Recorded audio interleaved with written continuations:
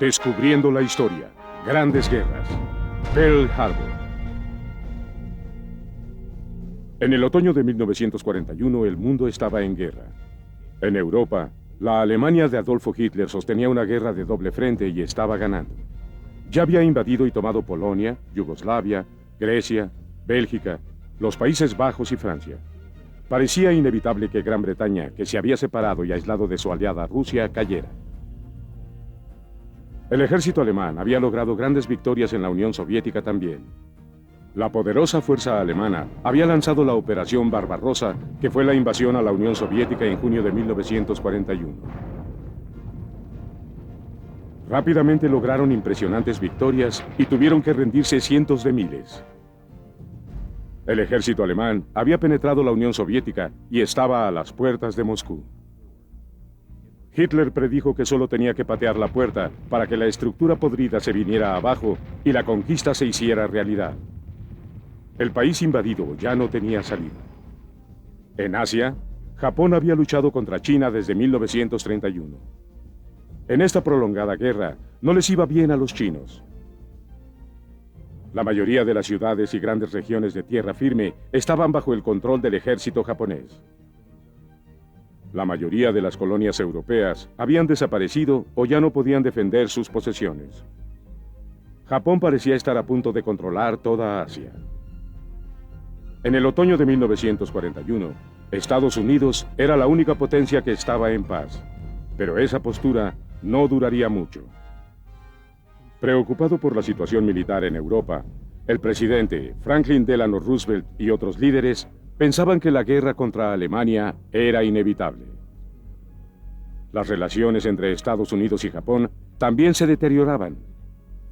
Ambas naciones buscaban tener el control del Océano Pacífico, su mercado y sus vastos recursos. Estados Unidos había heredado un imperio pacífico después de derrotar a España en la guerra de 1898. Por más de 40 años, Estados Unidos había gobernado las Filipinas, Guam, la isla Wake, Midway y las islas hawaianas. Estas posesiones fueron la amenaza occidental para Japón. Estados Unidos era la única amenaza para las aspiraciones de los líderes militares japoneses. Las razones para la agresión japonesa se pueden comprender mejor analizando el deseo japonés de tener un imperio. En aquel momento, las grandes naciones del mundo dependían de las posesiones extranjeras para cubrir sus economías. Japón, una pequeña isla, con una gran población de aproximadamente 60 millones en 1941, necesitaba los recursos que ofrecían China y otras partes del sudeste de Asia. Los líderes japoneses pensaban que la guerra y la conquista eran necesarias para mantener el poder de Japón en el mundo. La guerra y la conquista parecían ser la única vía para asegurar el petróleo, el caucho y otros recursos de los que dependía la economía japonesa. Cuando el joven emperador Hirohito ascendió al trono en 1926, los estrategas militares tuvieron un líder al que fácilmente podían manipular y controlar. Sus sueños de gloria y conquista rápidamente se hacían realidad.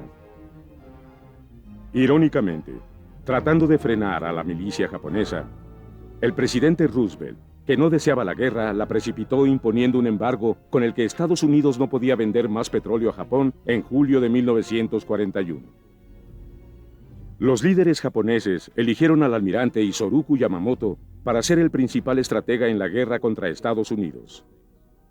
El almirante predijo que una guerra contra Estados Unidos y su aplastante poder industrial sería la derrota para los japoneses.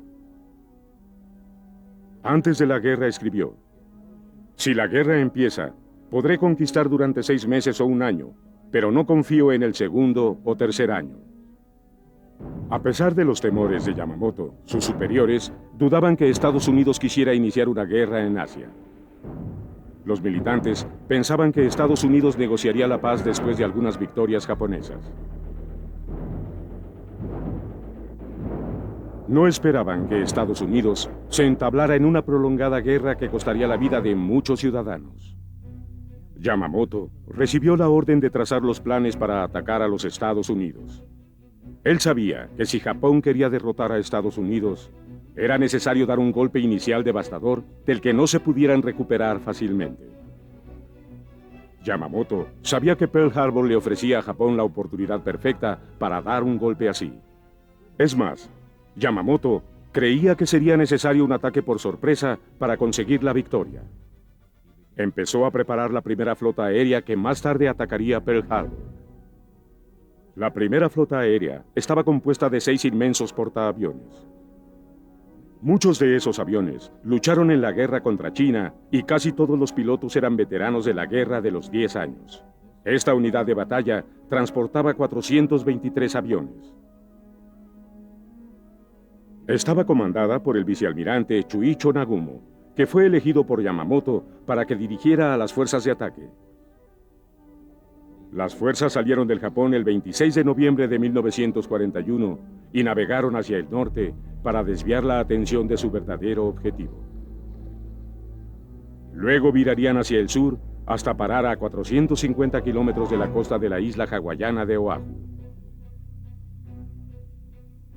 La madrugada del domingo 7 de diciembre de 1941, la base de Pearl Harbor dormía tranquila. Ubicada a unos kilómetros al oeste de Honolulu, en la isla de Oahu, alguna vez fue una activa comunidad de los nativos polinesios.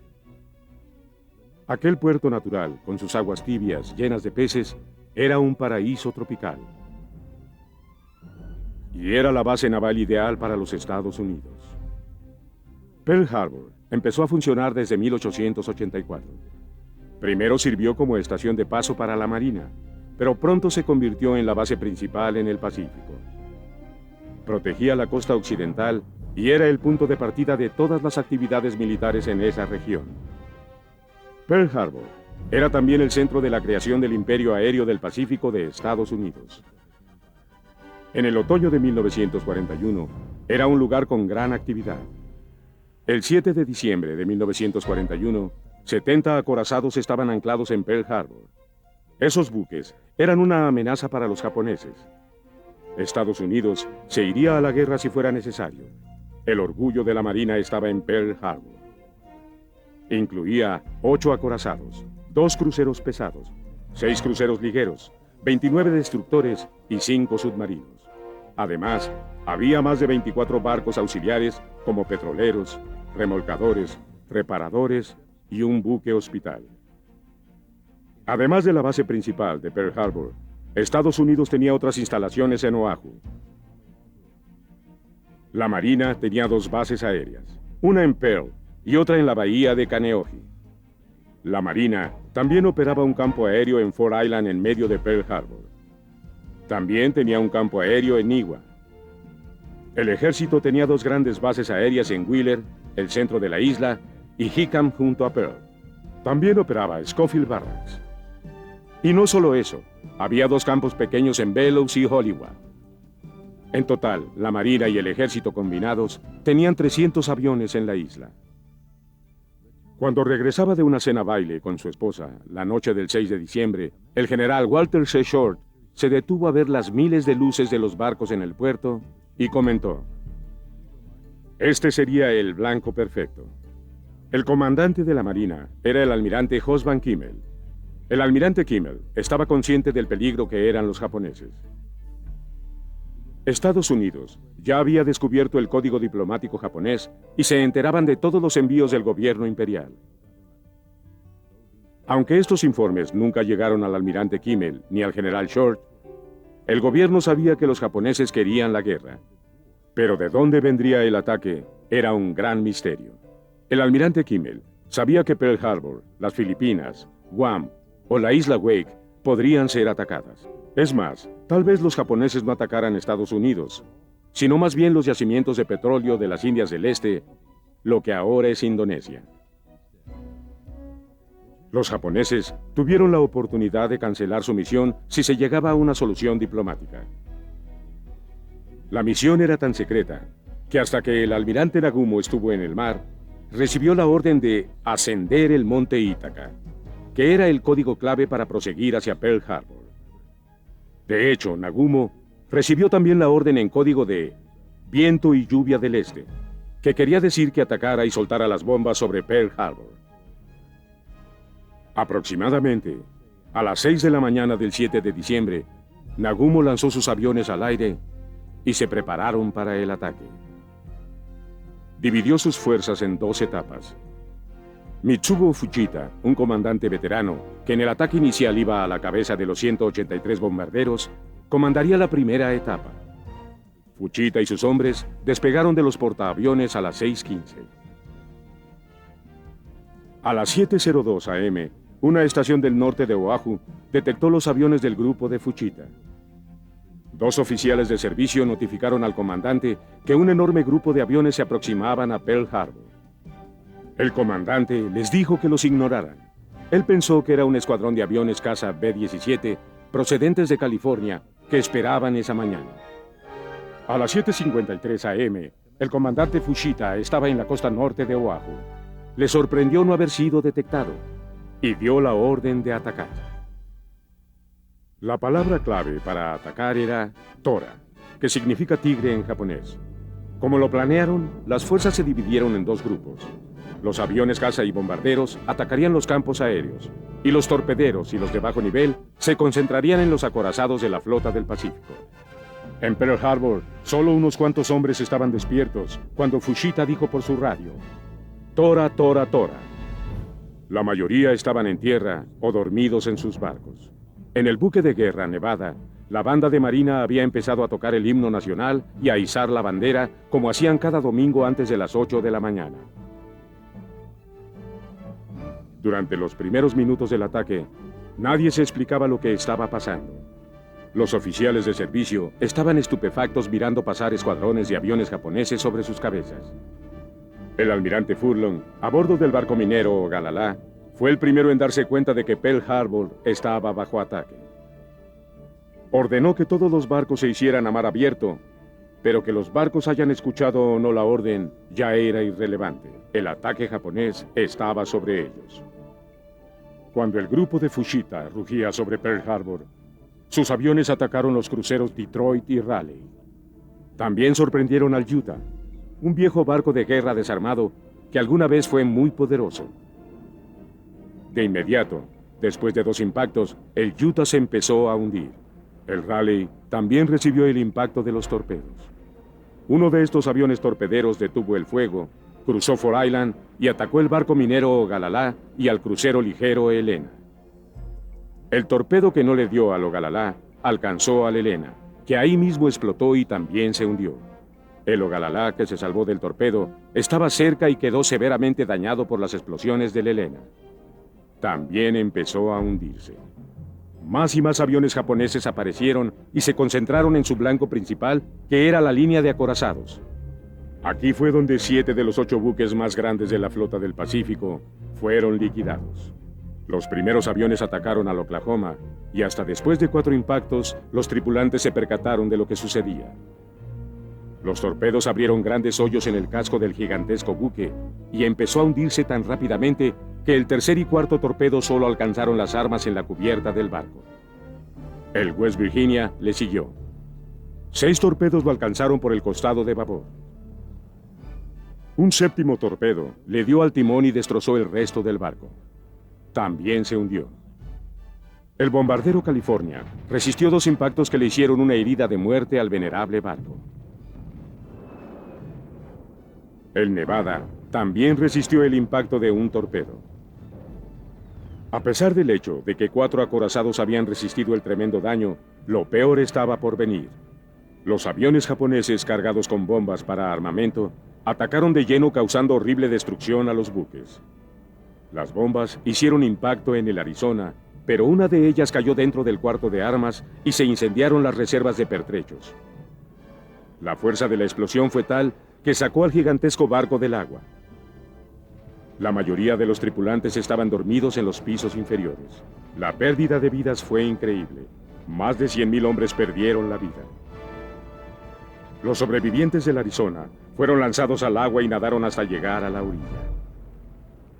Las bombas también cayeron sobre el West Virginia y con esto agravaron sus problemas. Varias bombas cayeron también sobre el Tennessee, que estaba junto al West Virginia, pero solo le causaron daños menores. Para las 8:30, el primer ataque había terminado. La línea de acorazados estaba devastada. El Oklahoma había zozobrado. El West Virginia se estaba incendiando y hubiese zozobrado, pero quedó prácticamente apoyado en el Tennessee, que estaba relativamente bien. El California también se estaba hundiendo. El Nevada logró escapar al ataque y salió hacia mar abierto. Pero su cubierta estaba ardiendo. El Arizona desapareció. El petróleo de los barcos destruidos cubría las aguas de Pearl Harbor. Por todos lados los hombres luchaban en el agua, la mayoría heridos, y buscaban llegar a la orilla o a algún barco cercano. Aquí y allá las manchas de aceite ardían y quemaban a los marineros que nadaban. Mientras los japoneses acababan con la línea de acorazados, también atacaban otros blancos en Oahu. Las bases del ejército en Hickam y Wheeler estaban siendo arrasadas por los aviones bombarderos de Fuchita. El general Walter Short, temiendo que espías japoneses sabotearan los caza P-40 y los bombarderos B-17, ordenó que los mantuvieran juntos para protegerlos. El temor de Short les hizo a los japoneses más fácil y efectivo el ataque. Mientras las bombas llovían sobre los campos aéreos, pilotos y tripulantes despegaron los aviones tratando de defenderse. Pero no estaban preparados para combate. No tenían combustible o no tenían armamento. Fueron destruidos de inmediato. Una bomba cayó en un comedor donde varios cientos de oficiales estaban desayunando y muchos de ellos perecieron. Bellows Field y Holloway fueron blancos también. Algunos aviones lograron despegar de Holloway Field, ubicado al norte. A las 8:50, aproximadamente media hora después de terminar el ataque del primer comando, el segundo comando de aviones llegó a la costa norte de Oahu. A las 8:55 empezaron a atacar. Pero esta vez pudieron recibirlos disparando y el humo negro del fuego antiaéreo llenaba el espacio. Con mucha mayor resistencia al segundo ataque, los aviones resultaron menos efectivos. Trataron de atacar al acorazado Pennsylvania, que era hermano del Arizona y abanderado de la flota del Pacífico. El Pennsylvania estaba en un dique seco porque lo estaban reparando. Por eso pudo escapar del primer ataque a la línea. Con todo su armamento antiaéreo funcionando, el Pennsylvania salió relativamente sin daños. El acorazado Nevada, dañado y quemándose, estaba saliendo por la entrada del puerto rumbo a mar abierto. Los bombarderos cesaron el ataque contra el Pennsylvania y dirigieron el fuego contra el ya semidestrozado y quemado Nevada.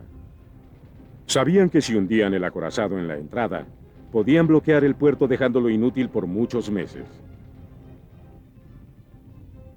Los testigos describieron los geysers de agua blanca que rodeaban al Nevada mientras las bombas explotaban a su alrededor. Sin embargo, algunas dieron en el blanco y el Nevada quedó seriamente dañado. El arco del buque estaba totalmente bajo el agua y su tripulación pensó rápido y lo embarrancó antes de llegar a la entrada del puerto. Los tenientes Kenneth Taylor y George Welch pudieron despegar sus aviones caza P-40 y atacar a los japoneses. Se dice que entre ambos derribaron 7 aviones enemigos. Un capellán anónimo que disparaba un arma de fuego antiaéreo en medio de la acción dijo: «Alabado sea Dios y que vengan municiones». Los hombres se defendían con lo que estaba a su alcance.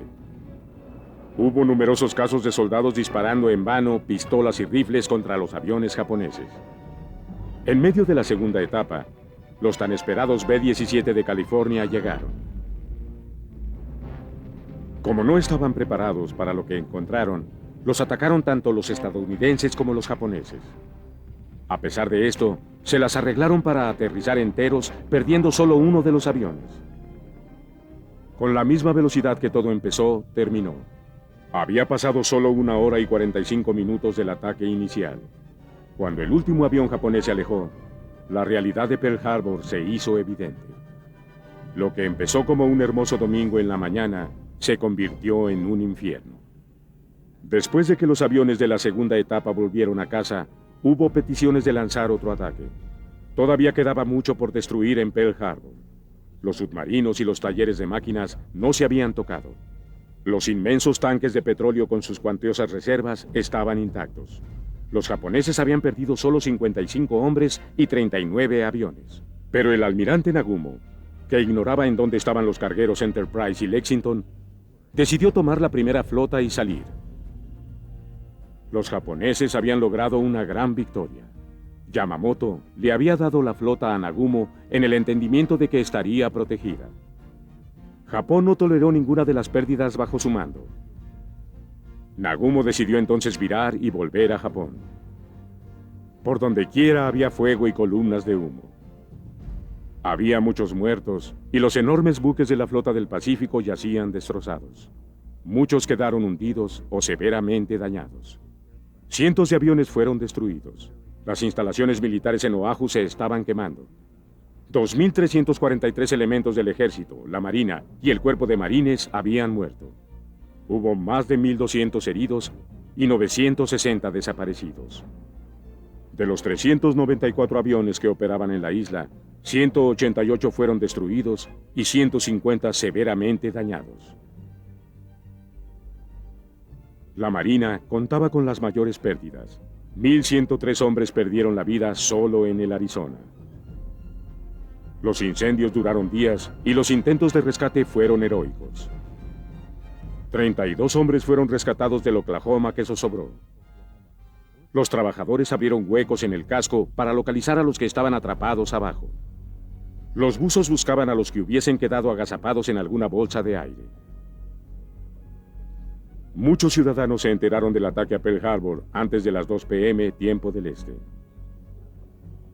En Nueva York, una gran multitud estaba mirando el juego de béisbol entre los Dodgers de Brooklyn y los Gigantes de Nueva York, y otros escuchaban sus programas semanales de radio cuando se dio la noticia. Nuestra base naval de Pearl Harbor en las Islas Hawaianas ha sido atacada por aviones japoneses.